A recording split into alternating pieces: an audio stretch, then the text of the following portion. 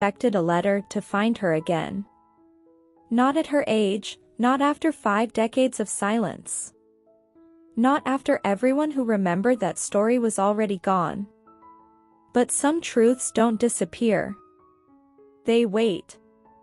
Longer than love. Longer than time. Long enough to return when the heart is finally quiet enough to feel them.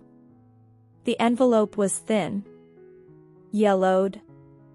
Edges soft like skin that once belonged to youth. No return address, just her name, written in a handwriting she hadn't seen since she was 19. His handwriting. Her pulse stuttered. Not out of fear, but recognition. Like a door she'd locked finally turning from the inside. She sat before opening it. Because some news requires steady breath, still hands, and a moment to gather the pieces of who we used to be. For 50 years she never expected to hear from him again. For 50 years she convinced herself she moved on. Marriage. Children. Loss. Healing. A life stitched from chapters she built without him. But the past never vanished. It simply slept beneath memory, beneath years, beneath everything she tried to grow over it. And today, it woke. She opened the envelope slowly, as if rushing might break something sacred. Inside were 4 pages. Folded with care, like someone who hoped they'd be opened one day. Even if it took half a lifetime. The first line shattered something inside her. I never stopped waiting for you. Her breath left her. A sound escaped her, not quite a sob, not quite a laugh, something between pain and wonder. She read the sentence twice, then 3 times. Because grief and love often sound the same when spoken through paper. He was the boy she almost married. The future she almost chose. The life she almost lived. War took him first. Distance did the rest. She thought he moved on. That he forgot. That silence meant closure. But the letter said otherwise. They told me you never received my last message. I wrote again and again until the years became quiet. Her hands shook. Not from age, but the realization that life might have looked different if one letter had arrived on time. The world wasn't instant then. Love could vanish through postal dust. A missing envelope could erase destiny. She turned the page. He wrote about the years that followed. The woman he married, kind, gentle, good. Children he raised with loyalty but not with the fire he once knew. Grandchildren who never heard her name. Though her memory lived inside moments he could never explain. He lived. But part of him stayed 19. Part of her did too. Then she reached a line that made her eyes blur. I loved my life, but I never stopped wondering if ours was the one I was meant to live. Love doesn't fade. It settles. Sometimes quietly. Sometimes painfully. He died 30 years ago. Someone found this letter, neatly sealed, never sent. And posted it anyway. A stranger carried 50 years of waiting to her doorstep. She turned to the 3rd page.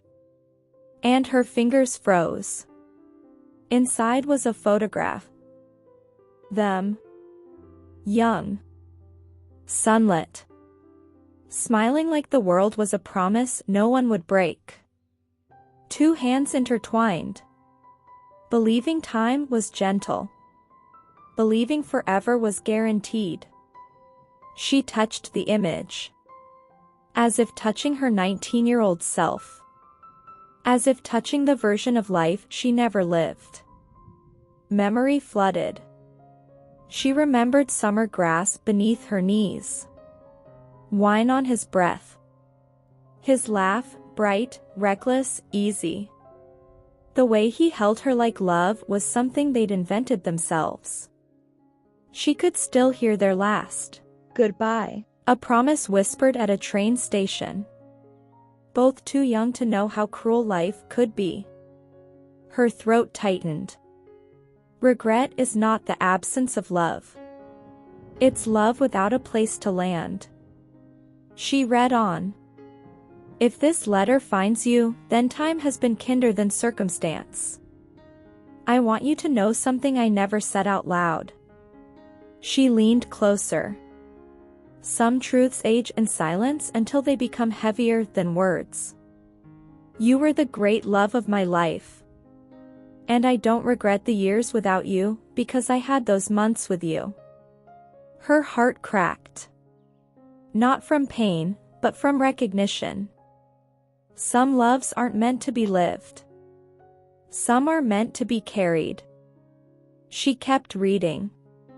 Captured inside his ink like a woman stepping back into time. He wrote about the night they parted. How he watched her train leave the platform. How he waited until sunrise. And how he returned every year on that same date. Just in case. 50 years. He grew old there, quietly. Not in the world, but in memory. She reached the final page. I hope you lived beautifully. I hope you laughed more than you cried. And if this reaches you, even when I am gone, know that love outlived us both. She pressed the letter to her chest. Feeling something she hadn't felt in decades. Youth. Loss. Beauty. Belonging to a past that shaped her even when she pretended it didn't. The room felt smaller. Yet her heart felt wide. Not broken. Not wounded. But full. Love like this isn't tragedy. It's inheritance. She refolded each page, gently, reverently.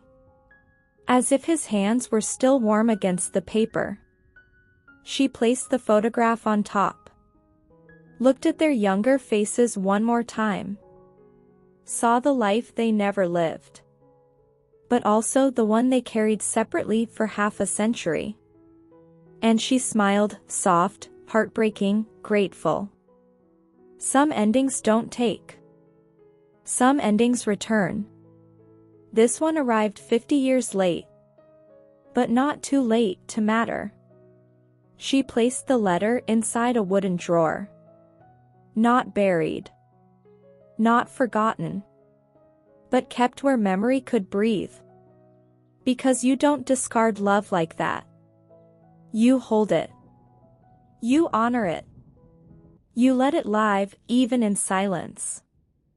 And sometimes, the most beautiful things in life are the ones that never happened.